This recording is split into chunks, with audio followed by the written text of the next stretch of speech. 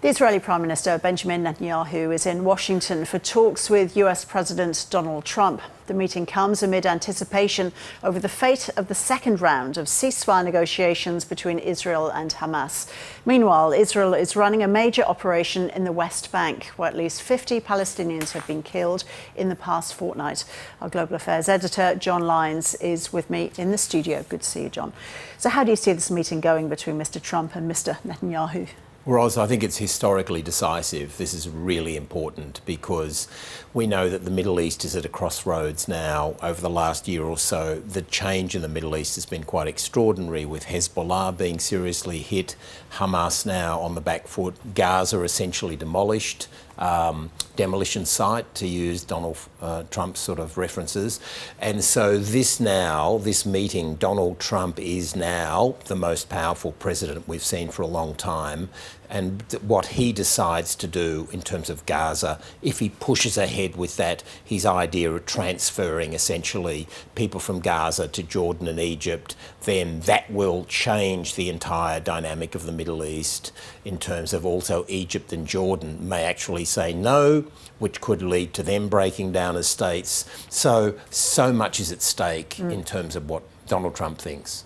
John, there is an arrest warrant from the International Criminal Court for the Israeli Prime Minister. Now he's left the country. Can that arrest warrant be enforced? Well, those arrest warrants are at the gift of the state in which the person is. So the United States will not go ahead with that arrest warrant. Some countries probably would.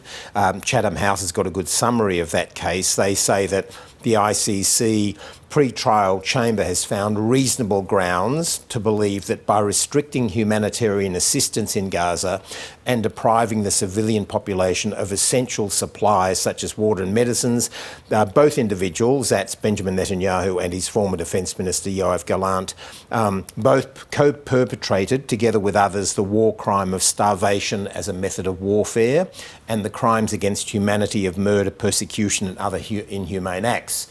Israel, of course, Benjamin Netanyahu and others object to that and say that, in fact, really they had no choice. Hamas attacked Israel on October 7 and that Hamas embeds itself in civilian infrastructure and amongst civilians. So therefore, that's why so many civilians were killed. OK, so we are now getting into phase 2 of the ceasefire agreement between Israel and Hamas. Is that moving forward? It is. There's obviously no goodwill there. It's grudging. It's happening weekend by weekend. Now, what will happen in the White House is Donald Trump and Benjamin Netanyahu will talk about phase 2. Benjamin Netanyahu walks into that meeting under huge pressure from elements of his right wing, from the very powerful Bezalel Smotrich, the finance minister now, who in some ways is like the second most powerful man in Israel now for various reasons.